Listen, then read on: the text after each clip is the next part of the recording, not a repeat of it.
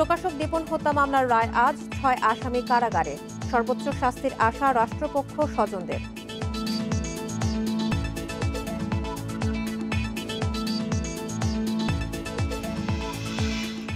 বগুড়ায় পরিবহন মালিক সমিতির দুপক্ষের সংঘর্ষে ৩টি মামলা, আসামি ২০ জন। ধর্মঘটে যাত্রী ভোগান্তি।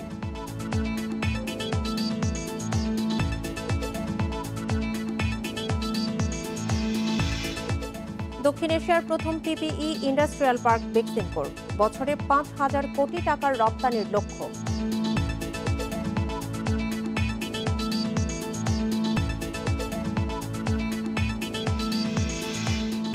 এবং প্ল্যাটফর্ম থেকে ট্রেনের দরজা কয়েক ফুট উঁচু, ওঠানামা করতে ভোগান্তি। যাত্রী বান্ধব নয় বেশিরভাগ স্টেশন।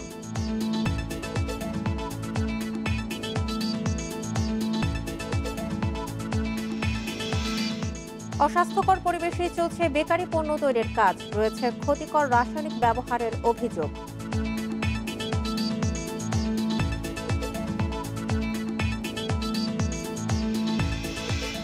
স্বাগত ১ ঘন্টার বিরতিহীন ইন্ডিপেন্ডেন্ট সংবাদে। আপনাদের সাথে আছে আমি সঞ্চারী মজিদ তমা এবং জাহিদুল বাশার। এতক্ষণ শিরোনাম শুনছিলেন, এবার যাওয়া পুরো খবরে। প্রকাশক ফয়সাল আরেফিন দীপন হত্যা মামলার রায় আজ। ৬ বছর আগে ২০১৫ সালের ৩১ অক্টোবর রাজধানীর শাহবাগে আজিজ সুপারমার্কেটে কুপিয়ে হত্যা করা হয় জাগৃতি প্রকাশনের স্বত্বাধিকারী দীপনকে। ঘটনার ৩ বছর পর ২০১৮ সালের ১৫ নভেম্বর ঢাকার মুখ্য মহানগর হাকিম আদালতে ৮ জনের বিরুদ্ধে অভিযোগপত্র দেন মামলার তদন্ত কর্মকর্তা গোয়েন্দা পুলিশের সহকারী কমিশনার ফজলুর রহমান। সাক্ষী করা হয় ২৬ জনকে। ১ বছর পর ২০১৯ সালের অক্টোবরে অভিযোগ গঠন করা হয়। মামলায় ৮ আসামির মধ্যে ৬ জন কারাগারে আছেন, ২ জন পলাতক। তারা সবাই আনসার আল ইসলামের সদস্য বলে জানিয়েছে পুলিশ। মামলায় ২৬ সাক্ষীর মধ্যে ২৩ জনের সাক্ষ্য নেওয়া হয়েছে।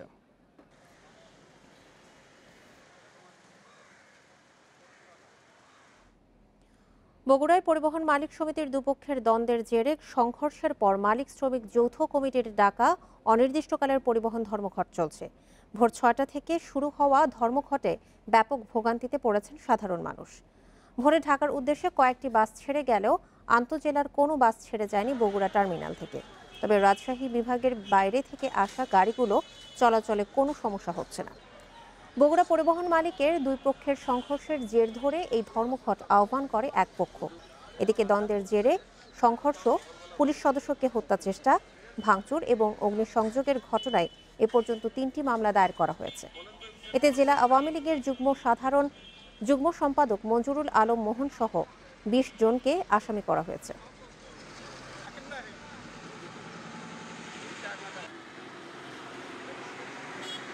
বাসা আমার নাটোরে, আমি বাসাতে যাওয়ার জন্য বের হয়েছি এখানে, কিন্তু আমার জানা ছিল না যে আজকে ধর্মঘট আছে। এখানে আসছি, আমি ভোরবেলা যাওয়ার দরকার ছিল, কিন্তু অনেক গাড়ি না থাকার কারণে আমাকে অনেক ধৈর্য ধারণ করতে হচ্ছে পরবর্তী গাড়ি পাওয়ার জন্য। 6:30 বাজে আসছি, দ্রুত যাওয়ার দরকার ছিল। আসার পরে আমি গাড়ি পাচ্ছি না, এখন অনেকক্ষণ দাঁড়াই রয়েছি, এই প্রায় 7:30 বেজে গেলে। এখন আশুলিয়ার কবিরপুরে দক্ষিণ এশিয়ার প্রথম পিপি ইন্ডাস্ট্রিয়াল পার্ক করল বেক্সিমকো। আজ সকালে উদ্বোধন হচ্ছে এই পার্কটির। মাস্ক, গাউন সহ উৎপাদিত পণ্য বিশ্ববাজারে রপ্তানি হবে বেক্সিমকো হেলথ নামে। বছরে ৫,০০০ কোটি টাকার পিপি রপ্তানির লক্ষ্য প্রতিষ্ঠানটির। উদ্যোক্তারা জানান, এর মাধ্যমে রপ্তানি বাণিজ্যে নতুন মাত্রা যোগ হওয়ার পাশাপাশি বিশ্ব দরবারে পরিচিতি পাবে দেশ। করোনা মহামারীতে অভূতপূর্ব সংকটে পড়ে গোটা বিশ্ব। ব্যক্তিগত সুরক্ষা সামগ্রী পিপি দুর্লভ হয়ে পড়ে যুক্তরাষ্ট্রসহ প্রায় সব দেশেই। পিপির অভাবে ভাইরাসে আক্রান্ত হয়ে প্রাণ হারান বহু স্বাস্থ্যকর্মী। এমন এক ক্রান্তিকালে এগিয়ে আসে বেক্সিমকো গ্রুপ। চীন থেকে বিপুল পিপিই আমদানি করে দেশের স্বাস্থ্যকর্মী, পুলিশ সহ ফ্রন্টলাইনারদের দেয় বেক্সিমকো। শুরু করে মাস্ক সহ অন্যান্য সুরক্ষা সামগ্রী উৎপাদন ও রপ্তানি। শুধু মার্কিন যুক্তরাষ্ট্রেই প্রথম ধাপে ৬৫ লাখ পিস গাউন পাঠায় বেক্সিমকো। এই উদ্যোগ বাংলাদেশের সক্ষমতার পরিচয় বহন করে। এর মাধ্যমে আমাদের দুই দেশের বাণিজ্যিক সম্পর্ক আরও জোরদার হবে। পিপি উৎপাদনের মাধ্যমে বাংলাদেশের পোশাক শিল্পে নতুন মাত্রা যোগ হবে। তবে এ কাজ মোটেও সহজ ছিল না। পরীক্ষা নিরীক্ষার ল্যাব ইউরোপ আমেরিকা কেন্দ্রিক হওয়া, কাঁচামালের বাজারে চীনের একক আধিপত্য, এমন নানা চ্যালেঞ্জ মোকাবিলা করতে হয়েছে তাদের। আর তা করতে গিয়ে স্বয়ংসম্পূর্ণ পিপি ইন্ডাস্ট্রিয়াল পার্ক করার উদ্যোগ নেয় বেক্সিমকো। অল্প সময়ের ব্যবধানে যা এখন পুরোপুরি বাস্তব। We did not want to remove আমরা শ্রমিকদের চাকরিচ্যুত করতে চাইনি, তাই আমরা নতুন কোনো সুযোগ খুঁজছিলাম। তখন আমরা লক্ষ্য করি যে কাপড়ের চাহিদা কমে গেলেও পিপিইর চাহিদা বাড়ছে। PPE shot up. এই ইন্ডাস্ট্রিয়াল পার্কে ফেব্রিক তৈরি এবং তা থেকে পিপি উৎপাদনের জন্য আনা হয়েছে অত্যাধুনিক সব যন্ত্রপাতি। মধ্যপ্রাচ্যের নানা দেশ থেকে কাঁচামাল এনে এখানেই তৈরি হবে উন্নত মানের পচনশীল ফেব্রিক। এখানে মাস্ক উৎপাদন হচ্ছে 3 ধরনের। এর মধ্যে আছে 3 লেয়ারের সার্জিক্যাল মাস্ক, 5 লেয়ারের ভাঁজ করা N95 ও চিকিৎসকদের জন্য KN95। এসব উৎপাদনে মিলেছে স্বাস্থ্য অধিদপ্তর সহ আন্তর্জাতিক সংস্থাগুলোর অনুমোদন। নিয়োগ করা হয়েছে একদল দক্ষ কর্মী। মান নিয়ন্ত্রণে আছে সার্বক্ষণিক তদারকি। উৎপাদিত মাস্ক রপ্তানির পাশাপাশি বিক্রি হবে দেশের বাজারে। এই ইউনিটেই তৈরি হচ্ছে শু কাভার এবং হেড কাভার। আমরা ফুল স্ট্যান্ডার্ড যেটা সেটা একদম 100% আমরা অ্যাকুরেটভাবে মেনটেন করতেছি। সো এই জন্যই বেক্সিমকোর মাস্কগুলো ইউনিক। আপনি যখন বেক্সিমকোর মাস্কটা কাটবেন ভিতরে দেখবেন মেলবোর্ন ফেব্রিকে যে স্ট্যান্ডার্ড মেনটেন করা যায় SMS ফেব্রিক পুরাটাই আমরা মেনটেন করি। গাউন তৈরির জন্য স্থাপন করা হয়েছে সুবিশাল ইউনিট। কাজ করছেন দক্ষ কর্মীরা। অটোমেটিক কাটিং ও সেলাই ব্যবস্থা, নিয়ন্ত্রিত পরিবেশ, সর্বোচ্চ মান নিয়ন্ত্রণই এর বৈশিষ্ট্য। It goes into a stringent quality check from the কাঁচামাল আমদানি থেকে উৎপাদন পর্যন্ত আমরা নিবিড়ভাবে মান নিয়ন্ত্রণ করে থাকি। কারখানার কর্মীদেরও প্রয়োজনীয় সতর্কতা মেনে চলতে হয়। at certain stages before it comes into the manufacturing area. পিপি উৎপাদন ও রপ্তানির সবচেয়ে বড় চ্যালেঞ্জ মান নিয়ন্ত্রণ ও আন্তর্জাতিক সংস্থাগুলোর অনুমোদন।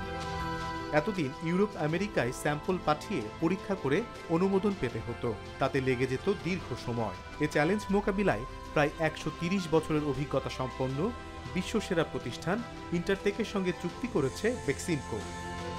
আর এর আওতায় পার্কে স্থাপন করা হয়েছে বিশাল সর্বাধুনিক ল্যাব। সেখানে প্রতি মুহূর্তে চলছে পরীক্ষা নিরীক্ষা। ব্যক্তিগত সুরক্ষা সামগ্রী পিপির বিশ্ববাজার প্রায় $200 বিলিয়ন। সেখানে একক আধিপত্য চীনের।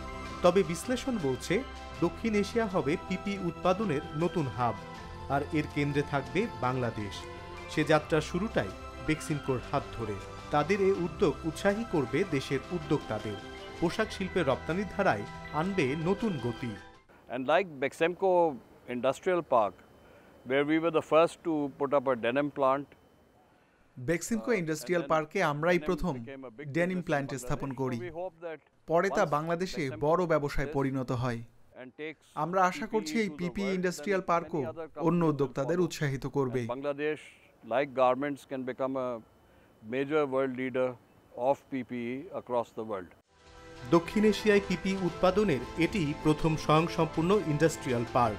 উৎপাদিত পণ্য বিশ্ববাজারে রপ্তানি হবে বেক্সিমকো হেলথ নামে। বছরে 5,000 কোটি টাকার পিপি রপ্তানির আশা প্রতিষ্ঠানটির। অথচ মহামারীর শুরুতে বেক্সিমকো পিপি রপ্তানির ঘোষণা দিলে সামাজিক যোগাযোগ মাধ্যমে নানা মন্তব্য করেন কেউ কেউ। তবে অল্প সময়ের মধ্যে পিপির বৈশ্বিক বাজারে লিডিং ব্র্যান্ড হওয়ার পথে বেক্সিমকো হেলথ। অনিমেষ কর, ইন্ডিপেন্ডেন্ট নিউজ, ঢাকা। আর ঘণ্টাখানেক পর সকাল 10টার দিকে উদ্বোধন হতে যাচ্ছে বেক্সিমকো ইন্ডাস্ট্রিয়াল পিপিএ পার্ক। সেই খবরের বিস্তারিত নিয়ে আশুলিয়ার পিপিএ পার্ক থেকে আমাদের সাথে এই মুহূর্তে যুক্ত হচ্ছেন সহকর্মী অনিমেষ কর। অনিমেষ, এরই মধ্যে ইউএস অ্যাম্বাসি থেকে যেই বার্তা পাঠানো হয়েছে সেখানে কিন্তু বেক্সিমকোর এই যে বিশাল আয়োজনের প্রশংসা করা হয়েছে। একেবারে করোনার সংকট মুহূর্তে 65 লাখ পিপি সেখানে আমেরিকাতে সরবরাহ করার জন্য বেক্সিমকোকে আবারও তারা সাধুবাদ জানিয়েছেন, ধন্যবাদ জানিয়েছেন। একই সাথে বেক্সিমকোর এই রপ্তানিমুখী যে কার্যক্রমের ফলে আমেরিকা এবং বাংলাদেশের মধ্যকার যেই দ্বিপক্ষীয় সম্পর্ক, বাণিজ্যিক সম্পর্ক আরও জোরদার হবে সেটিও আশা প্রকাশ করা হয়েছে। আপনি সেখানে রয়েছেন, 5,000 কোটি টাকার বার্ষিক রপ্তানির লক্ষ্যমাত্রা নির্ধারণ করা হয়েছে। বিশাল আয়োজন, একটু জানতে চাই শুরুতেই কি অবস্থা সেখানে। আমরা দেখতে পাচ্ছি যে আয়োজন চূড়ান্ত কিছুক্ষণের মধ্যেই শুরু হতে যাচ্ছে মূল আনুষ্ঠানিকতা এবং সেটি সকাল 10টার সময় শুরু হবে। আমরা দেখতে পাচ্ছি পেছনে উদ্বোধনের জন্য আয়োজনটি পুরোপুরি প্রস্তুত রয়েছে এবং দেখতে পাচ্ছি যে এখানে যে আয়োজনটি হবে বেক্সিমকো হেলথ এই ব্র্যান্ডটির মধ্য দিয়ে বেক্সিমকো কিন্তু সারা পৃথিবীতে পিপি রপ্তানির কার্যক্রমটি শুরু করছে এবং শুধু সারা পৃথিবীতে যেমন যাবে বাংলাদেশের বাজারেও পিপি মাস্ক পিপি বলতে কিন্তু শুধুমাত্র গাউনের কথাই আমরা বেশিরভাগ সময় বুঝে থাকি, কিন্তু একেবারে হেড কাভার থেকে যদি শুরু করি শু কাভার পর্যন্ত সবকিছুই পিপির মধ্যে পড়ে। তার মধ্যে গ্লাভস, মাস্ক এবং গগলস সবকিছুই এই পুরো যা কিছু দরকার প্রোটেকশনের জন্য সবকিছু মিলেই কিন্তু এই পিপি পার্ক তৈরি করা হয়েছে এবং এখানে একেবারে শুরু থেকে শেষ পর্যন্ত সবকিছুই শুধুমাত্র সেটি যে প্রস্তুত হচ্ছে তাই নাই, কাঁচামালগুলিও এখানে প্রস্তুত হচ্ছে এবং সেখান থেকেই কিন্তু একেবারে সর্বোচ্চ মান নিশ্চিত করার মধ্য দিয়ে এবং ইন্টারটেকের সঙ্গে বেক্সিমকো গ্রুপের যে চুক্তি হয়েছে ইন্টারটেক মান নিয়ন্ত্রণে কিন্তু সারা পৃথিবীতেই বিশ্বব্যাপী প্রতিষ্ঠিত একটি প্রতিষ্ঠান এবং 100টির বেশি দেশে তারা মান নিয়ন্ত্রণের কার্যক্রম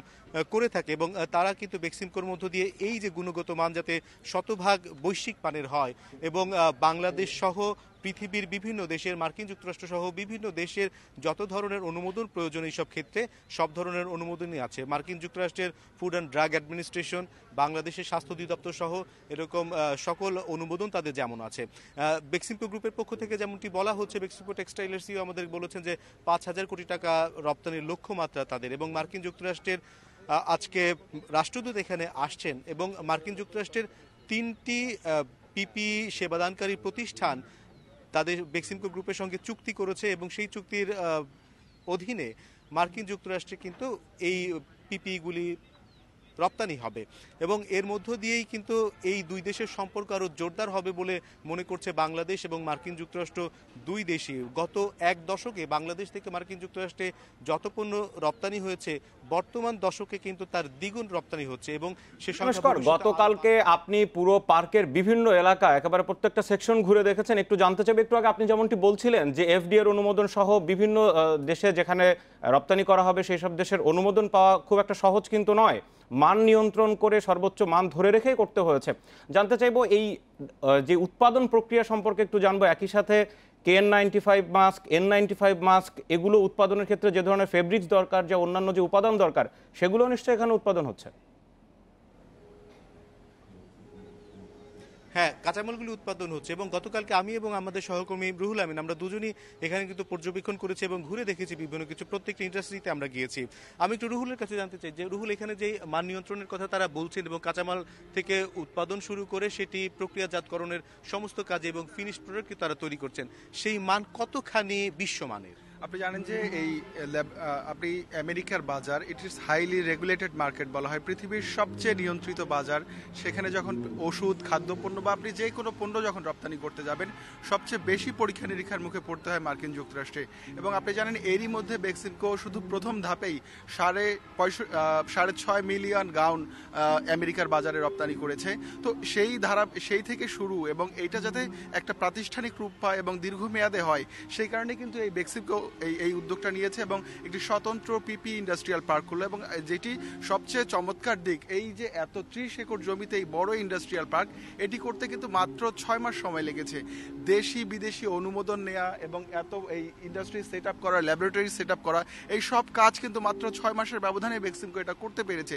এবং মান নিয়ন্ত্রণের যে কথাটি বলছেন, আমি যেটি বললাম যে আমেরিকা হচ্ছে পৃথিবীর সবচেয়ে মান পরীক্ষা নিরীক্ষা করার ক্ষেত্রে সবচেয়ে এগিয়ে এবং সেক্ষেত্রে ইন্টারটেকের সহায়তা নিচ্ছে বেক্সিমকো। আপনি জানেন যে এই ইউকে বেসড এই কোম্পানির 130 বছরের অভিজ্ঞতা রয়েছে এই ক্ষেত্রে এবং বেক্সিমকো আমরা দেখেছি প্রোডাকশন সেন্টারগুলো এবং প্রত্যেকটি ক্ষেত্রে মাস্ক থেকে শুরু করে গাউন প্রতিটি অত্যাধুনিক ফেব্রিকে তৈরি হচ্ছে এবং এই ফেব্রিকগুলো পচনশীল একই সঙ্গে এবং সেগুলোতে যাতে পর্যাপ্ত নিরাপত্তা থাকে সেই জন্য এফডিএ এর অনুমোদন সহ বাংলাদেশের ডিজিডি এর অনুমোদন, মানে যত ধরনের অনুমোদন আছে সেগুলোর কিন্তু পাশ করেই বেক্সিমকো এই অগ্রযাত্রায় এগিয়ে যাচ্ছে। এবং আমরাও যখন ভিতরে গিয়েছিলাম ল্যাবটিও কিন্তু অত্যন্ত বিশ্বমানের ল্যাব, সেটিও আমরা দেখতে পেয়েছি। রুহুল, আপনাকে অনেক ধন্যবাদ। আমরা যেটি দেখেছি, মাস্কের কথা জিজ্ঞেস করছিলেন বাসার, এখানে যে 3 লেয়ার সার্জিক্যাল মাস্ক, বাংলাদেশের বাজারে যে মাস্কগুলি পাওয়া যায় তার প্রায় বেশিরভাগই নিম্নমানের। যেমন বেক্সিমকোর পক্ষ থেকে আমাদেরকে বলেছেন যে তারা 20টি মাস্ক নিয়েছিলেন, তার মধ্যে মাত্র 1টি মাস্ক তারা মানসম্পন্ন পেয়েছেন। কিন্তু এখানে যে 3 লেয়ার মাস্কটি তৈরি হচ্ছে আমরা দেখেছি যে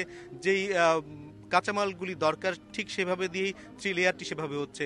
5 লেয়ারের মাস্ক সেটিও আমরা দেখতে পেয়েছি 5 লেয়ারের, এবং যেটি হচ্ছে ডাক্তারদের ব্যবহারের জন্য KN95 মাস্ক, সেটিও যথাযথ প্রক্রিয়া অনুসরণ করে বানানো হচ্ছে এবং এগুলি বাংলাদেশের বাজারে এখন ফার্মেসিগুলিতে পাওয়া যাচ্ছে এবং সারা পৃথিবীতেই রপ্তানি হচ্ছে। এইরকম ভাবেই কিন্তু প্রত্যেকটি পণ্য শতভাগ মান নিশ্চিত করবার পরই এবং এখানে কোয়ালিটি কন্ট্রোলটার উপর সবচেয়ে বেশি গুরুত্ব দেওয়া হচ্ছে বলে আমাদেরকে জানানো হয়েছে এবং বাংলাদেশের অর্থনীতিতে এটি একটি গুরুত্বপূর্ণ ভূমিকা রাখবে এবং বাংলাদেশ এবং মার্কিন যুক্তরাষ্ট্রের সম্পর্কও এর মধ্য দিয়ে অনেকখানি এগিয়ে যাবে বলে বিশেষজ্ঞ মহল মনে করছে।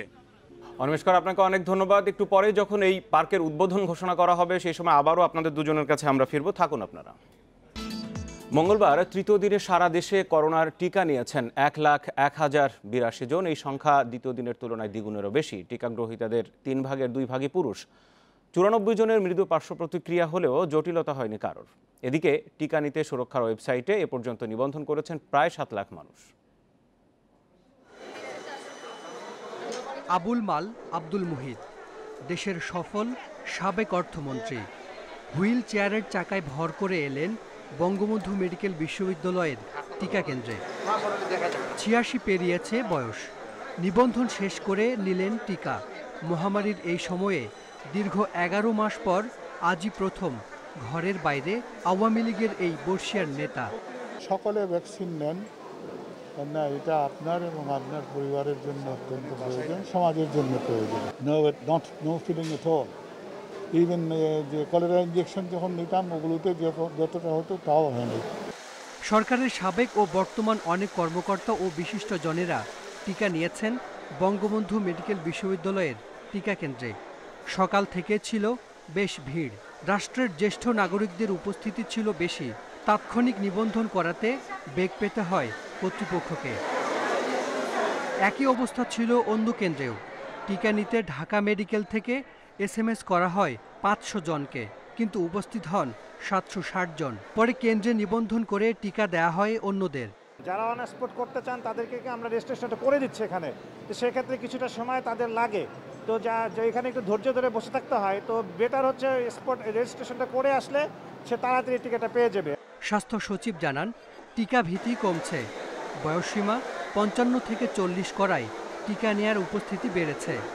সবাইকে আমরা বলছি যাতে রেজিস্ট্রেশনটা না করে না আসে। আমরা বলছি স্পেশালভাবে যদি কেউ বয়স্ক মানুষ চলে আসে তারটা আমরা নিজেরাই করে দিচ্ছি।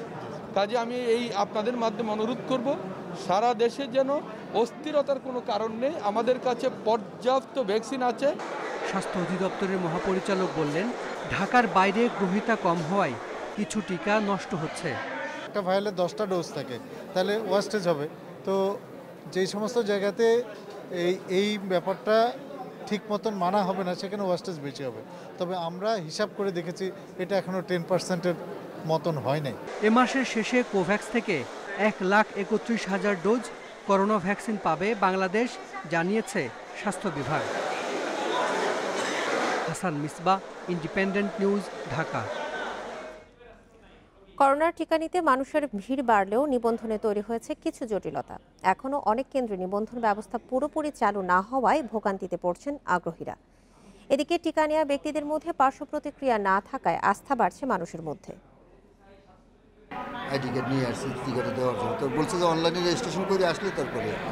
মোহাম্মদ ইসমাইল হোসেন জাতীয় পরিচয়পত্র সঙ্গে নিয়ে শহীদ সোহরাওয়ার্দী মেডিকেল কলেজ হাসপাতালে এসেছেন করোনার টিকা নিতে, কিন্তু অনলাইনে নিবন্ধন না করায় টিকা না নিয়েই ফিরতে হয়েছে তাকে। সেখানে আসা বয়স্ক অনেকের আবার জানা নেই অনলাইনে নিবন্ধন সম্পর্কে। অনলাইনে এই যে নিবন্ধন করতে হবে এটা অনেকেই করতে পারবেন না, যার কারণে তার কাছে সহজ হবে না এই টিকা গ্রহণ করতে। আমি রেজিস্ট্রেশন করেছিলাম কিন্তু ফার্দার যে মেসেজটা পাবো সেটা পাইনি। তবে সীমিত পরিসরে নিবন্ধনের সুযোগ রয়েছে বলে দাবি করেন টিকা কেন্দ্রটির কর্মকর্তারা। পুরোদমে প্রক্রিয়াটি চালু করতে কিছু সময় লাগবে বলে জানান তারা। আজকে যেহেতু প্রথম দিন, গতকালকে আমরা এই নির্দেশনাটা পেয়েছি, যে কারণে আজকে শুরুতেই হয়তো একটু এরকম সমস্যা হয়েছে। বঙ্গবন্ধু শেখ মুজিব মেডিকেল বিশ্ববিদ্যালয় টিকা কেন্দ্রের চিত্র অবশ্য ভিন্ন। এখানে স্পট নিবন্ধনের ব্যবস্থা রয়েছে, তবে সার্ভার সমস্যার কারণে দেরির জন্য ক্ষোভ জানান আগ্রহী অনেকে। এখানে পয়সা দিচ্ছি আমরা, এখানে সিস্টেম জটিল। এখানে বলতেছে যে সার্ভার ডাউন, একটা সিরিয়াল নাম্বার দিয়ে রাখছে, কিন্তু সিরিয়াল না বললে শুধু তারা নাম ডাকছে। তবে এ পর্যন্ত যারা টিকা নিয়েছেন তাদের মধ্যে পার্শ্ব প্রতিক্রিয়া দেখা না দেওয়ার খবরে আস্থা বাড়ছে মানুষের। বঙ্গবন্ধু মেডিকেলের টিকা নেওয়া সব চিকিৎসককেই স্বাভাবিকভাবে দায়িত্ব পালন করতে দেখা যায়। এখানে যারা স্টাফ, চিকিৎসক, স্বাস্থ্য সবাই আছেন, ম্যাক্সিমাম কিন্তু আমরা টিকা নিয়েছি এবং সবাই ভালো মতো কাজ করছে, কারো কোনো অসুবিধা হয়নি। হাইয়েস্ট মাথা ব্যথা, হালকা একটু গা গরম, এই ধরনের অসুবিধার কথা বলেন, কিন্তু এটা যে কোনো ভ্যাকসিনেশনের জন্য সম্পূর্ণই নর্মাল। টিকা নেওয়া গণস্বাস্থ্য কেন্দ্রের প্রতিষ্ঠাতা আশিউর্ধ্ব জাফরুল্লাহ চৌধুরী স্বাভাবিক জীবনযাপন করছেন। শারীরিকভাবে তিনি কিছুটা অসুস্থ থাকলেও টিকার কোনো পার্শ্ব প্রতিক্রিয়া অনুভব করছেন না বলে জানান তিনি। আপনারা নির্ভাবনায় নিশ্চিন্ত এসে টিকা নেন। টিকা নিয়ে আধা ঘন্টা হাসপাতালে বা যেখানে নেন একটু অপেক্ষা করবেন, বসে চা নাস্তা খাবেন, তারপরে বাড়িঘরে স্বাভাবিক কাজকর্ম করবেন। সমস্যাগুলো বিবেচনায় নিয়ে কেন্দ্রে পুরোদস্তুর নিবন্ধন প্রক্রিয়া চালু করে টিকা নিতে আসা মানুষকে উৎসাহিত করার পরামর্শ বিশেষজ্ঞদের। Suman Tanvir, independent news, Dhaka. এক সপ্তাহের মধ্যে প্রাথমিক বিদ্যালয়ের সব শিক্ষক করোনার টিকা পাবেন বলে জানিয়েছেন প্রাথমিক ও গণশিক্ষা প্রতিমন্ত্রী মোহাম্মদ জাকির হোসেন। মঙ্গলবার সচিবালয়ে একথা জানান তিনি। স্কুল খোলার আগেই শিক্ষকদের টিকা নেওয়ার আহ্বান প্রতিমন্ত্রীর। সচিবালয়ের ক্লিনিকে মঙ্গলবার সকালে করোনার টিকা নেন প্রাথমিক ও গণশিক্ষা প্রতিমন্ত্রী মোহাম্মদ জাকির হোসেন। এ সময় তিনি জানান, এক সপ্তাহের মধ্যে দেশের সব প্রাথমিক বিদ্যালয়ের শিক্ষকদের করোনার ভ্যাকসিন দেওয়ার কাজ সম্পন্ন হবে। আমরা যে কোনো সময় আজ থেকে 7 দিনের ভিতরে টিকা নেওয়া শেষ করবো ইনশাল্লাহ, এবং সবাইকে অনুরোধ করব আমার শিক্ষক শিক্ষিকা সবাই যেন যথাসময়ে টিকা নিয়ে স্বাস্থ্য সুরক্ষায় এগিয়ে আসে। তিনি আরও জানান, যে কোনো সময় প্রাথমিক বিদ্যালয় খোলার সিদ্ধান্ত নিয়েছে সরকার, তাই সব শিক্ষককে টিকার আওতায় আনার ব্যবস্থা নেওয়া হয়েছে। এজন্য স্বাস্থ্য মন্ত্রণালয়কে প্রধানমন্ত্রী নির্দেশ দিয়েছেন বলেও জানান প্রতিমন্ত্রী। উনি এতটাই আন্তরিক আমাদের শিক্ষার প্রতি, উনি গতকাল এবং এর আগেও আমাকে ফোন দিয়ে বলছে, তোমার সকল শিক্ষককে তুমি টিকা দিয়ে নাও, আমরা যে কোনো সময় স্কুল খুলে দেব, যাতে আমার কোনো শিক্ষক টিকার না থাকে আর কি, টিকার আওতার বাইরে না থাকে।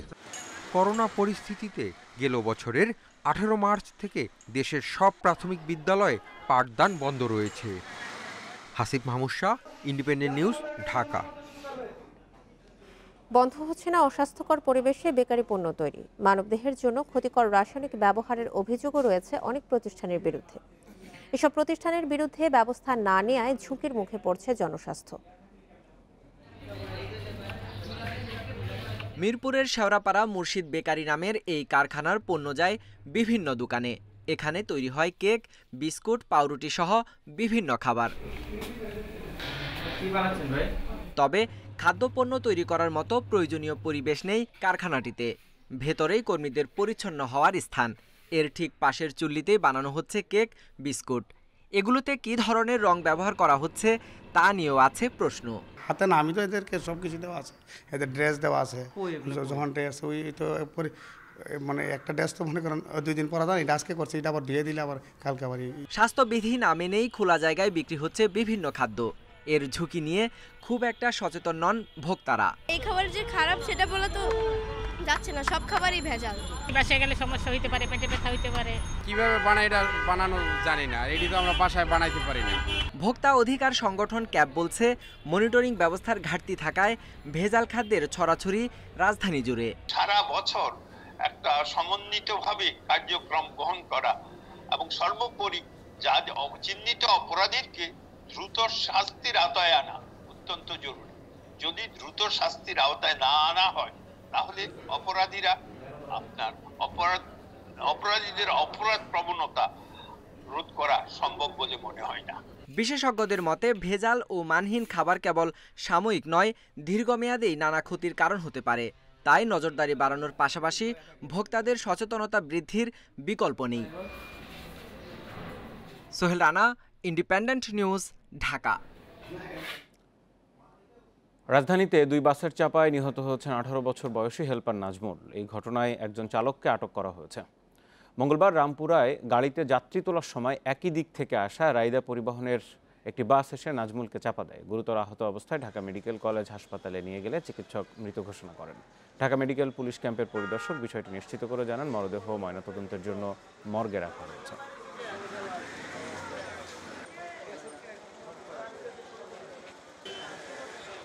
আমি বাসার থেকে খবর পাইছি যে আমার ছেলে অ্যাক্সিডেন্ট হয়েছে, ঠিক আছে, তাই আমি আবার দেওরা যেতেছি, পরে হাসপাতালে যেতেছি। এখন হাসপাতাল যায় দেখি যে শুনি যে মৃত। ছয়তলার রাপা প্লাজা মার্কেটে রাতে দায়িত্ব পালন করতেন মাত্র 2 জন নিরাপত্তা কর্মী। 70টি দোকানের এই মার্কেটে সিসিটিভি ফুটেজ পর্যবেক্ষণের জন্যও থাকতেন না কেউ। সম্প্রতি চাঞ্চল্যকর চুরির পর এই বিষয়গুলোকেই দায়ী করছেন ভুক্তভোগীরা। এই ঘটনায় এ পর্যন্ত 2 জনকে আটক করা হয়েছে। এদিকে অপরাধী ভেতরের হোক বা বাইরের, শিগগিরই সবাইকে ধরা হবে বলে জানিয়েছে পুলিশ। গেল 7 ফেব্রুয়ারি রাতে রাজধানীর ধানমন্ডির রাপা প্লাজায় রাজলক্ষ্মী জুয়েলার্স সহ 4টি দোকানে বড় ধরনের চুরি হয়। 200 ভরি স্বর্ণ ও নগদ প্রায় 5 লাখ টাকা নিয়ে যায় দুর্বৃত্তরা। এ ঘটনার পরই প্রশ্ন ওঠে রাপা প্লাজার নিরাপত্তা নিয়ে। 6তলা এই মার্কেটের দোকান রয়েছে 70টি। অবাক করার মতো বিষয় হলো, রাতে পুরো ভবনের দায়িত্বে থাকেন মাত্র 2 জন নিরস্ত্র নিরাপত্তারক্ষী। 10 জন নিরাপত্তা কর্মী থাকলেও 8 জনই কাজ করেন দিনে। পর্যাপ্ত না এটা, এবং যে কোনো এই সমস্ত বড় মার্কেটে আনস্তদারি লোক ডিউটি হওয়া উচিত। রাত্রে বসে একদম স্থায়ীভাবে মনিটরিং করে এমন কাউকে আমি দেখি না আজ পর্যন্ত। দুর্বৃত্তরা বাথরুমের যে জানালার গ্রিল কেটে ঢুকেছে বলে সন্দেহ, 1 ফুট বাই 1 ফুটের সেই পথে কোনো স্বাস্থ্যবান মানুষের ঢোকা প্রায় অসম্ভব। অন্য কোনো পথ দিয়ে দুর্বৃত্তরা মার্কেটে ঢুকেছে বলে সন্দেহ ভুক্তভোগী ব্যবসায়ীদের। সেই জায়গার ফাঁকাটা আর ওদের বডিতে, সিসিটিভিতে যে বডি দেখা গেছে, তাতে মনে হয় না ওই ফাঁকা দিয়ে ওরা এন্ট্রি করছে। এই মার্কেট কর্তৃপক্ষের কিছুটা গাফিলতি আছে, তার পিছনেই আজকে মার্কেটের এত বড় ক্ষতিটা ঘটে গেছে। রাপা প্লাজার দোকানগুলো থেকে প্রতি মাসে সার্ভিস চার্জ আদায় হয় 15 লাখ টাকা। এর মধ্যে 10 নিরাপত্তারক্ষীর মোট মাসিক বেতন মাত্র 1 লাখ টাকা। নিরাপত্তার সংকটকে বারবার দুষছেন ব্যবসায়ীরা। বিষয়টি স্বীকার করেছে মার্কেট কর্তৃপক্ষ। সিসিটিভি যদি মনিটরিং ব্যবস্থা ভালো থাকতো তাহলে এত বড় একটা দুর্ঘটনা ঘটতো না।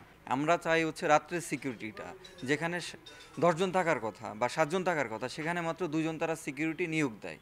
এবং এই যে টাকাগুলা কোথায় যাচ্ছে, কি করতেছে, কোন খাতে ব্যবহার করতেছে। চুরির সঙ্গে মার্কেটের কেউ জড়িত কিনা তদন্ত করছে পুলিশ। পাশাপাশি ছায়া তদন্ত করছে র্যাব, ডিবি ও পিবিআই। অন্য কোনো ওয়েতে ঢুকেছে কিনা অথবা ভিতরে ঢুকেছিল কিনা, সকালে বের হয়ে গেছে।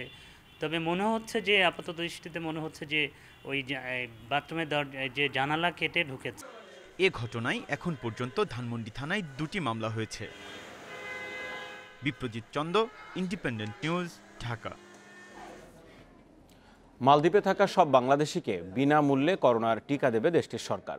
আর রোহিঙ্গা ইস্যুতে আন্তর্জাতিক আদালতে গাম্বিয়ার মামলায় বাংলাদেশকে সমর্থন দেবে মালদ্বীপ। মঙ্গলবার দুপুরে রাজধানীর রাষ্ট্রীয় অতিথি ভবন পদ্মায় 2 দেশের পররাষ্ট্রমন্ত্রী পর্যায়ের বৈঠকে ব্রিফিংয়ে এসব বিষয় জানানো হয়। বাংলাদেশের সঙ্গে সরাসরি শিপিং লিঙ্ক স্থাপন ও করোনা মহামারী পরবর্তী শ্রমিক নিয়োগ প্রক্রিয়া সহ বিভিন্ন বিষয়ে আলোচনা করতে বৈঠকে বসেন পররাষ্ট্রমন্ত্রী একে আব্দুল মোমেন ও মালদ্বীপের পররাষ্ট্রমন্ত্রী আব্দুল্লাহ শহীদ। বৈঠক পরবর্তী সংবাদ সম্মেলনে পররাষ্ট্রমন্ত্রী জানান, বাংলাদেশ থেকে নার্স নিতে চায় মালদ্বীপ। দেশটিতে মানব সম্পদ রপ্তানির বিষয়ে কাজ করতে একটি কমিশন গঠন করা হবে। এছাড়া মালদ্বীপে থাকা বাংলাদেশিরা বিনামূল্যে পাবেন করোনার টিকা। মালদ্বীপ আমাদের কিছু নার্স নেবেন। ইতিমধ্যে অনেক ডাক্তার ওখানে কাজ করেছেন, তারা তাদের বিশেষ করে ভ্যাকসিন। সুখবর হচ্ছে যে মালদ্বীপের প্রেসিডেন্ট ডিক্লেয়ার করেছেন তার দেশে whether they are any workers in Maldives, foreigners including, they all will get vaccination free. মালদ্বীপের পররাষ্ট্রমন্ত্রী জানান, জলবায়ু বাণিজ্য ইস্যুতে বাংলাদেশের সঙ্গে একত্রে কাজ করবে তার দেশ। পাশাপাশি বিভিন্ন আন্তর্জাতিক ফোরামে 2 দেশের পারস্পরিক সহযোগিতা অব্যাহত থাকবে। রোহিঙ্গা গণহত্যায় জড়িতদের জবাবদিহিতার আওতায় আনতে গাম্বিয়ার সঙ্গে কাজ করছে মালদ্বীপ। এছাড়া ব্যবসা বাণিজ্য ও আঞ্চলিক যোগাযোগ সহ নানা বিষয়ে আমাদের মধ্যে কথা হয়েছে। মুজিববর্ষ বাংলাদেশের স্বাধীনতার সুবর্ণ জয়ন্তীর অনুষ্ঠানে যোগ দিতে মার্চে বাংলাদেশ সফরে আসবেন মালদ্বীপের president Ibrahim Mohammad Solih. Al Amin Hossain, Independent news, Dhaka. Gas সিলিন্ডারের ভেতরে গাঁজা পরিবহনের সময় রাজধানীর তেজগাঁও থেকে একটি পিকআপ ভ্যান আটক করেছে গোয়েন্দা পুলিশ। জব্দ করা হয়েছে 100 কেজি গাঁজা। আটক করা হয়েছে পিকআপের চালক ও সহকারীকে। পুলিশ বলছে এরা মাদক বহনকারী। মূল ব্যবসায়ীদের ধরতে অভিযান চলছে। বড় একটি মাদকের চালান ঢুকছে ঢাকায়, এমন তথ্যে রাজধানীর তেজগাঁও শিল্পাঞ্চলে অবস্থান নেয় গোয়েন্দা পুলিশের একটি দল। কিছুক্ষণ পর আসলো একটি পিকআপ ভ্যান। গতিরোধ করে চালক ও সহকারীকে জিজ্ঞাসাবাদে জানা গেল গাঁজা আছে গ্যাস সিলিন্ডারে। বিশেষ কায়দায় লুকানো থাকা সেই গাঁজা বের করলেন সহকারী। বের হলো 100 কেজি গাঁজার প্যাকেট। ব্রাহ্মণবাড়িয়া থেকে আসতেছিলাম স্যার, এটা পরে দিতে পারছি না জায়গা মতো, স্যার এটা পরে আমাদেরকে গাড়ি এই ভাড়া দেয়, আমরা স্যার ওইদিকে পৌঁছায় দিই স্যার। আমরা পার পিস কেজি হিসাবে 500 টাকা দেয়। এই চালানটি ব্রাহ্মণবাড়িয়া থেকে ঢাকার এক মাদক কারবারির কাছে পৌঁছানোর কথা ছিল বলে জানায় পুলিশ। এই চক্রটা দীর্ঘদিন ধরে ঢাকার বিভিন্ন জায়গায় মাদক সাপ্লাই দিচ্ছে, এটা আমরা কিছুদিন আগে তথ্য পাই। এটা ভেরিফাই করতে যেয়ে আমরা এটা সন্ধান পাই এবং আমরা জানতে পারি এরা আসছে একটা বড় পরিমাণ মাদকের চালান নিয়ে। তো সেটা ট্র্যাকিং করতে যেয়ে ফরচুনেটলি আপনাদের সাথে নিয়েই আজকে আমরা ধরে ফেললাম। প্রায়ই পুলিশের অভিযানে রাজধানীতে মাদকের বড় বড় চালান ধরা পড়ছে, তারপরও থামছে না মাদক ব্যবসা। মাদকদ্রব্য উদ্ধারের ক্ষেত্রে সবচেয়ে বড় যে বিষয়টি, যে যার কাছ থেকে আপনি রিকভারি করলেন সেই আসলে মূলত মূল আসামি। এরপরে আপনি কার মাধ্যমে আসলো, কে আনলো, সেটা কিন্তু এভিডেন্সিয়ালি তাকে প্রমাণ করা আইনগতভাবে খুবই জটিল এবং সম্ভব হয়ে ওঠে না। তো আমরা চেষ্টা করে থাকি, আমরা এরকম এই মামলাটিও আমরা গভীরভাবে তদন্ত করব। মাদক পরিবহনে নানান কৌশল বের করছে ব্যবসায়ীরা। গত 31 জানুয়ারি যাত্রাবাড়িতে একটি সবজি ভর্তি পিকআপ আটক করে ডিবি, যেটিতে লুকানো ছিল 50 কেজি গাঁজা ও 10,000 ইয়াবা। Masudur Rahman, Independent news, Dhaka. এক বছরে সিসি ক্যামেরার আওতায় এসেছে রংপুর মহানগরীর বেশিরভাগ এলাকা, ফলে অনেকটাই কমে এসেছে অপরাধের মাত্রা। স্বস্তিতে সাধারণ মানুষ। পুলিশ বলছে সিসি ক্যামেরার বেষ্টনী নগর জুড়ে বাড়তি সুরক্ষা দিচ্ছে। গত 31 জানুয়ারি রংপুরে জাহাজ কোম্পানি এলাকা থেকে চুরি হয় বিদ্যুতের তার। পরে সিসি ক্যামেরার ফুটেজ দেখে গ্রেপ্তার করা হয় দুজনকে।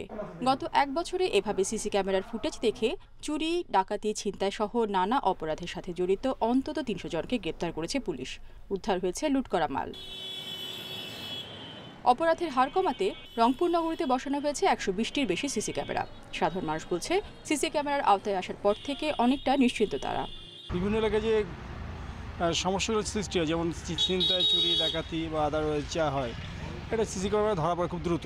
এই সিসি ক্যামেরা লাগার দরুন চুরি, ডাকাতি, সন্ত্রাস, ছিনতাই অনেকাংশে মেট্রোপলিটন থেকে কমে গেছে। অনেক ভালো হয়েছে, কারণ এখানে ব্যাংকিং ট্রানজ্যাকশনের ক্ষেত্রে ক্লায়েন্টরা যখন টাকা নিয়ে বের হয় তখন আমরা অনেকটাই সংখ্যামুক্ত থাকতে পারি।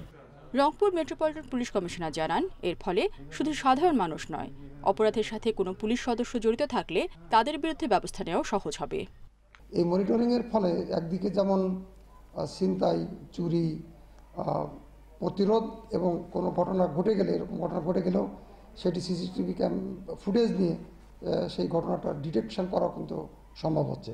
আমাদের লোকের যে কার্যকলাপগুলো সেটিও যে আমরা মনিটর করি, এর ফলেও কিন্তু আমাদের মানুষগুলো আরও সচেতন হয়। রংপুর মহানগরীতে সিসি ক্যামেরা স্থাপনের এই প্রকল্প যৌথভাবে নিয়েছে মেট্রোপলিটন পুলিশ ও city corporation. Independent News desk. ফেসবুকে পেজ খুলে চমকপ্রদ বিজ্ঞাপন, বিদেশি নামী ব্র্যান্ডের প্রসাধনীর। বিজ্ঞাপন দেখে ক্রেতারা যোগাযোগ করলে পাঠাতে বলেন টাকা, আর টাকা পেলেই বন্ধ যোগাযোগ। এক বছরে জেনিফার প্রবাল দম্পতি হাতিয়ে নিয়েছেন লাখ লাখ টাকা। মোহাম্মদপুর থেকে এই দম্পতিকে গ্রেপ্তারের পর এসব তথ্য জানায় CID. All essential by Zerin নামের ফেসবুক পেজে চমকপ্রদ সব বিদেশি ব্র্যান্ডের প্রসাধনীর বিজ্ঞাপন যুক্তরাষ্ট্র থেকে এনে দেয়া হবে অর্ধেক দামে। এমন প্রলোভনে মোহাম্মদপুরের এক অনলাইন ব্যবসায়ী হারান 4 লাখ টাকা। ভাগে ভাগে অনেক ভাগে টাকা নিল আমার কাছ থেকে, 20-30 করে। আর প্রত্যেকটা প্রোডাক্ট আমার মোট 4 লাখ টাকার মধ্যে দিয়েছি। আর প্রত্যেকটা প্রোডাক্টের 3 নিয়ে যাওয়া ছিল, যে যা কিনবে সম্পূর্ণ টাকাটা আমি ওকে আগে। একাধিক অভিযোগ পেয়ে তদন্তে নামে সিআইডি। গ্রেপ্তার করা হয় পেজের মালিক জেনিফার তালুকদার ও তার স্বামী প্রবাল তালুকদারকে। সিআইডি জানায় 2019 সালে এই দম্পতি ফেসবুকে পেজ খুলে বিদেশি ব্র্যান্ডের প্রসাধনীর ছবি সংগ্রহ করে অর্ধেক দামে বিক্রির বিজ্ঞাপন দেয়। অগ্রিম টাকা পেলেই বন্ধ করে দেয় যোগাযোগ। করোনার আগে থেকে শুরু করে 2019 সালের এদিকে শুরু করে। তো এখন পর্যন্ত আমরা যে তথ্য পেয়েছি তার কাছ থেকে জিজ্ঞাসাবাদ এবং তার যে ট্রানজ্যাকশনের মাধ্যমে আমরা 20 থেকে 25 লাখ টাকার মতো লেনদেনের তথ্য পেয়েছি এবং এর মধ্যে হয়তো মানুষকে 1 লাখ টাকার হয়তো মালামাল দিয়েছে এবং যে সামগ্রীগুলো দিয়েছে এটাও যে বাইরে থেকে আনছে তারও কোনো প্রমাণ দিতে পারে না। পুলিশ বলছে ইয়াবা আসক্ত স্বামী স্ত্রী নেশার টাকা জোগাড় করতেই প্রতারণার আশ্রয় নেয়। অক্সফোর্ড ইন্টারন্যাশনাল থেকে ও লেভেল করে নর্থ সাউথে পড়ালেখা করছে এবং তার হাজব্যান্ড প্রবল চৌধুরী সে শান্তামারিয়াম ইউনিভার্সিটি থেকে সে ফ্যাশন ডিজাইনিং পড়ালেখা করছে, কিন্তু টোটালি দুজনের কোনো সার্টিফিকেট নাই। শুধুমাত্র এই ফেসবুকে কিভাবে ব্যবসা করতে হয় এই টাইপের কিছু তথ্য জেনে, কিছু টার্ম টেকনোলজি এগুলো জেনে মানুষকে প্রতারিত করে আসছিল। প্রতারক দম্পতি দায় স্বীকার করে আদালতে জবানবন্দি দিয়েছেন। প্রতারণা থেকে বাঁচতে অনলাইন কেনাকাটায় সতর্ক হতে বলছে CID. Masudur Rahman, Independent news, Dhaka. আগামী মে-জুন মাসের ও লেভেল এবং এ লেভেল পরীক্ষা বাতিল করেছে পিয়ারসন এডেক্সেল। তবে এ বিষয়ে এখনও সিদ্ধান্ত নেয়নি ক্যামব্রিজ। স্কুল কর্তৃপক্ষ বলছে অনলাইনে মক টেস্টের মাধ্যমে শিক্ষার্থীদের মূল্যায়ন হতে পারে, সেই প্রস্তুতি নিয়ে রাখছে তারা। দেশে বেশিরভাগ ইংলিশ মিডিয়াম স্কুলের কারিকুলাম পরিচালিত হয় যুক্তরাজ্যের পিয়ারসন এডেক্সেল বোর্ড এবং ক্যামব্রিজ বোর্ডের অধীনে। করোনার কারণে এরই মধ্যে মে-জুন মাসের ও এবং এ লেভেল পরীক্ষা বাতিল করেছে পিয়ারসন এডেক্সেল। গত বছরও একই সময়ের পরীক্ষা বাতিল করা হয়েছিল। সেবার শিক্ষার্থীদের ক্লাস উপস্থিতি, ক্লাস টেস্টের ওপর ভিত্তি করে মূল্যায়ন করা হয়েছিল। তবে নভেম্বর-ডিসেম্বরের পরীক্ষা নেওয়া হয়েছিল। এবার কিভাবে মূল্যায়ন করা হবে সেটি এখনও ঠিক করা হয়নি। নিজ স্কুলে মক টেস্টের মাধ্যমে ফল দেয়া হতে পারে বলছে কর্তৃপক্ষ। তবে পরীক্ষার বিষয়ে এখনও সিদ্ধান্ত নেয়নি ক্যামব্রিজ।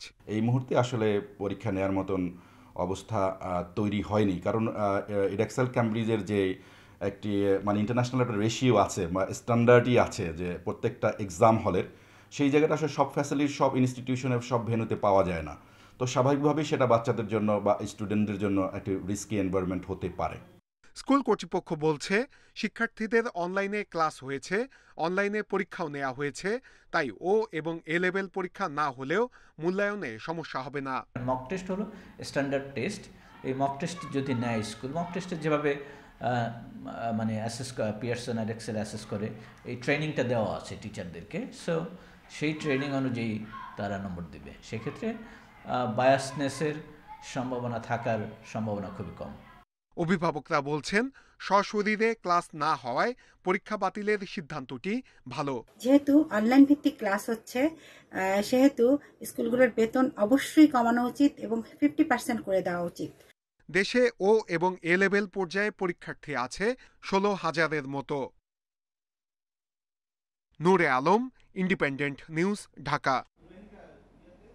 স্টেশনের প্ল্যাটফর্ম থেকে ট্রেনের দরজা 2.5 থেকে 3.5 ফুট উঁচু, ফলে ট্রেনে ওঠানামা করতে ভোগান্তিতে পড়ছেন যাত্রীরা।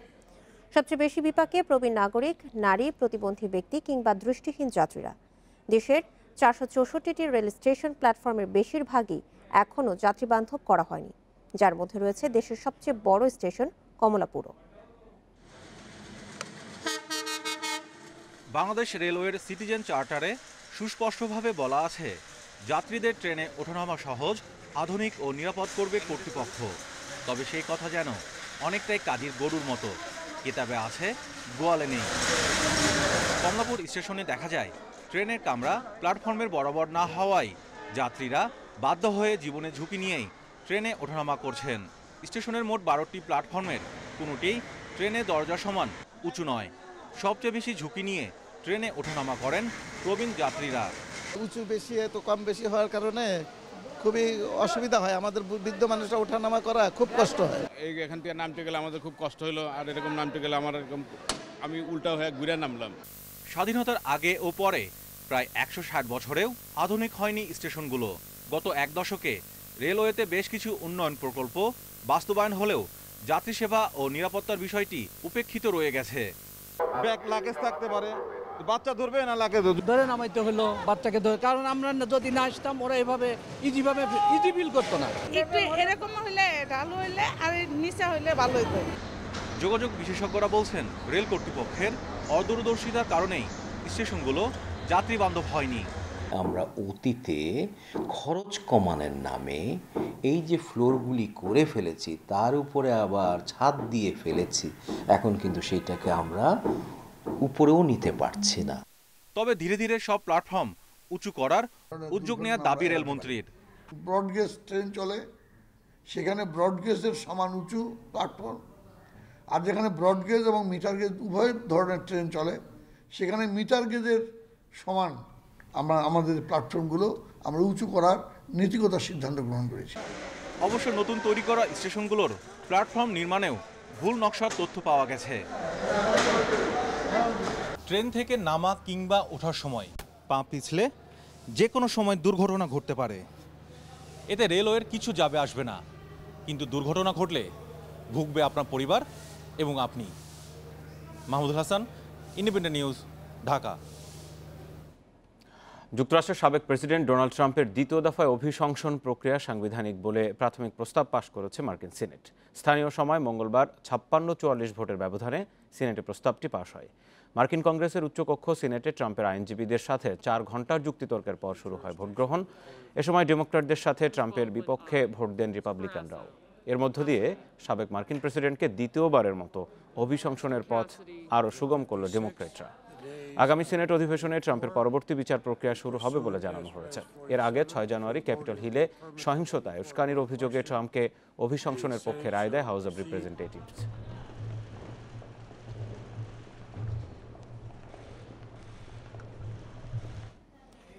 চীনের উহানের পরীক্ষাগার নয়, বরং কোনো প্রাণী থেকে মানুষে ছড়িয়েছে করোনা ভাইরাস। 12 দিনের অনুসন্ধান শেষে মঙ্গলবার যৌথ সংবাদ সম্মেলনে একথা জানিয়েছে বিশ্ব স্বাস্থ্য সংস্থা মিশন ও চীন।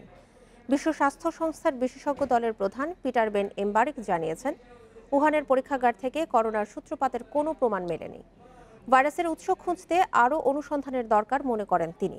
এমবারিক বলেন, বাদুড় থেকে মানুষে এই ভাইরাস ছড়িয়ে থাকতে পারে। চীনে পৌঁছানোর পর 14 দিনের কোয়ারেন্টিনে থাকেন 10 বিজ্ঞানী। তারপরেই শুরু করেন উহানের পরীক্ষাগার পরিদর্শন সহ তথ্য উপাত্ত সংগ্রহের কাজ।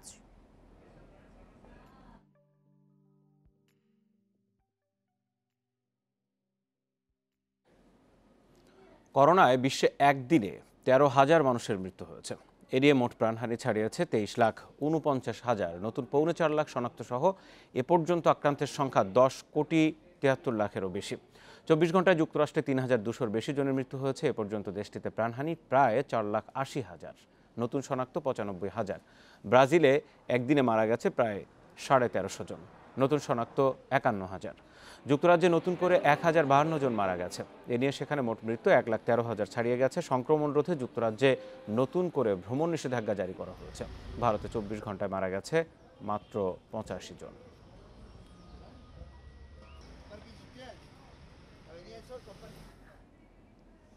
খেলার মাঠ উদ্ধার এবং যুব সমাজকে মাদক থেকে দূরে রাখতে উদ্যোগ নিয়েছে ঢাকা দক্ষিণ সিটি কর্পোরেশন। আজ থেকে শুরু হচ্ছে মাসব্যাপী ফুটবল ও ক্রিকেট টুর্নামেন্ট। বিকেলে বঙ্গবন্ধু স্টেডিয়ামে খেলার উদ্বোধন করা হবে। দক্ষিণ ঢাকার মেয়র জানিয়েছেন, এই বছর থেকে কোনো মাঠে বসবে না পশুর হাট। বাংলাদেশ ইনস্টিটিউট অব প্ল্যানার্সের তথ্য মতে ঢাকায় বছরে 6টি করে মাঠ হারিয়ে যাচ্ছে। এছাড়া 2 সিটির অনেক মাঠ চলে গেছে অবৈধ দখলদারদের হাতে। কোরবানির সময় কিছু মাঠে বসছে পশুর হাটও। 2-1টি মাঠে কোনো রকমে খেলছে শিশুরা। খেলার মাঠ কম থাকায় অনেক শিশুই জড়িয়ে পড়ছে কিশোর অপরাধে। তবে এবার খেলার মাঠ উদ্ধারে উদ্যোগ নিয়েছে ঢাকা দক্ষিণ সিটি কর্পোরেশন। আয়োজন করছে টুর্নামেন্টের। মাঠটা হলে আর কি সবচেয়ে ভালো। আর মাঠের যে ইটগুলো ওগুলোর জন্য পাও মুখ কাটটা যায় খেলতে হলে, যে সরাই দিলে আরও ভালো হতো। এরকম একটা বড় মাঠ চাইলি, যেরকম আমরা প্রত্যেক দিন খেলতে পারবো, তাহলে তো আমরা আর মাদকের দিকে যাব না। আজ থেকে শুরু হচ্ছে আন্তঃওয়ার্ড ফুটবল ও ক্রিকেট টুর্নামেন্ট। ফুটবলে 63 এবং ক্রিকেটে 64টি দল অংশ নিচ্ছে। মাদক সেবন করবে না, তারা ওই দিকে যাবে না, তারা কিন্তু এটা নিয়েই ধরে রাখবে। তা আমরা শুধু টুর্নামেন্টের মাধ্যমে আমরা থেমে থাকবো না। আমরা যারা এই যুব সমাজ রয়েছে, যারা বিভিন্ন জায়গায় চলে যাচ্ছে, তাদেরকে নিয়ে আমরা এই টিম তৈরি করেছি এবং এই টিমটা অব্যাহত থাকবে এবং সবসময়ের জন্যই আমরা এটা চালিয়ে যাব। বিকালে অনুষ্ঠানের উদ্বোধন হবে বঙ্গবন্ধু স্টেডিয়ামে। দক্ষিণের মেয়রের পাশাপাশি উপস্থিত থাকবে বিসিবি ও বাফুফের সভাপতি। দক্ষিণ ঢাকার মেয়র জানান, এবছর থেকে কোনো মাঠে বসবে না পশুর হাট। উন্মুক্ত খেলার মাঠ আমাদের সন্তানদের জন্য আমরা করে দিতে চাই। সেটাকে আরো বেগবান করার জন্যই আপনারা বলতে পারেন যে আমাদের যে কর্ম পরিকল্পনা তার আওতায় এই ক্রীড়া প্রতিযোগিতা। এই ক্রীড়া প্রতিযোগিতা করতে গিয়েই আমরা আরো অনুধাবন করেছি যে আমাদের খেলার জায়গাগুলো কতটা সংকুচিত হয়ে গেছে। এই টুর্নামেন্ট শেষ হবে 15ই মার্চ। খেলোয়াড়দের অবশ্যই ঢাকার নাগরিক হতে হবে বলে জানিয়েছে DSCC. Adilur Rahman, Independent news, Dhaka. Inter মিলানকে 2 লেগে মিলিয়ে 2-1 গোলে হারিয়ে কোপা ইতালিয়ার ফাইনালে উঠেছে ইউভেন্টাস। তবে লা লিগায় জয় ধরে রেখেছে রিয়াল মাদ্রিদ। গেতাফেকে 2-0 গোলে হারালো লস ব্লাঙ্কোস। চোটের ধাক্কায় এলোমেলো একাদশ, সঙ্গে প্রথমার্ধের ছন্নছাড়া পারফরমেন্স। তবে বিরতির পর গেতাফের বিপক্ষে দারুণ কামব্যাক রিয়ালের। 6 মিনিটের ব্যবধানে বেনজেমা ও মেন্ডি গোল করে ম্যাচের ভাগ্য গড়ে। টানা 2 জয়ে বার্সাকে টপকে 2-এ উঠল রিয়াল। এদিকে কোপা ইতালিয়ায় সেমিফাইনালের দ্বিতীয় লেগে ইউভেন্টাস ইন্টার মিলান ম্যাচ শেষ হয় নিরুত্তাপ গোলশূন্য ড্রয়। প্রথম লেগে 2-1 গোলের জয়ে এগিয়ে থাকায় ফাইনালে ওঠে তুরিনের Old Lady. Cristiano Ronaldo now. Still Cristiano Ronaldo. Handanovic did well. Got something on it. Stayed big. English FA কাপে ম্যাকটমিনের একমাত্র গোলে ওয়েস্ট হ্যামকে হারিয়ে কোয়ার্টার ফাইনালে ম্যানচেস্টার ইউনাইটেড। উত্তেজনায় ঠাসা ম্যাচে শুরু থেকে ফিনিশিং দুর্বলতায় গোল পায়নি ম্যান ইউনাইটেড। রাশফোর্ড, মার্শিয়ালদের গোলের চেষ্টা ব্যর্থ হয় ওয়েস্ট হ্যামের জমাট রক্ষণে। গোলশূন্য প্রথমার্ধের পর দ্বিতীয়ার্ধের ইনজুরি টাইমে হয় ম্যাচের একমাত্র গোলটি, যা করেন ম্যান ইউনাইটেড মিডফিল্ডার ম্যাকটমিনে।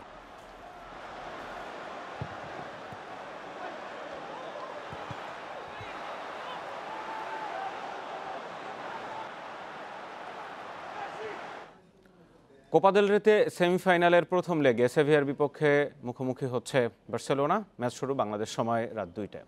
কোম্যানের অধীনে ছন্দ খুঁজে পেয়েছে বার্সেলোনা। লা লিগা ও কোপা দেল রেতে পারফরম্যান্সে ধারাবাহিক বার্সা। ইউরোপিয়ান সব ধরনের কম্পিটিশনে টানা 6 ম্যাচ জিতেছে কোম্যানের দল। মেসি ছন্দে ফেরার স্বস্তিতে এখন দল। চোট সমস্যায় সাইড বেঞ্চে সার্জিও রোবের্তো। বিপরীতে নিষেধাজ্ঞা কাটিয়ে রাকিটিচ ফেরায় উজ্জীবিত এখন সেভিয়া। সাম্প্রতিক পারফরম্যান্সেও আত্মবিশ্বাসী হলেন লোপেতিগের দল। হেড টু হেডে এগিয়ে বার্সেলোনা। সবশেষ 5 দেখায় 2 ড্রয়ে, বিপরীতে 3 জয় বার্সার।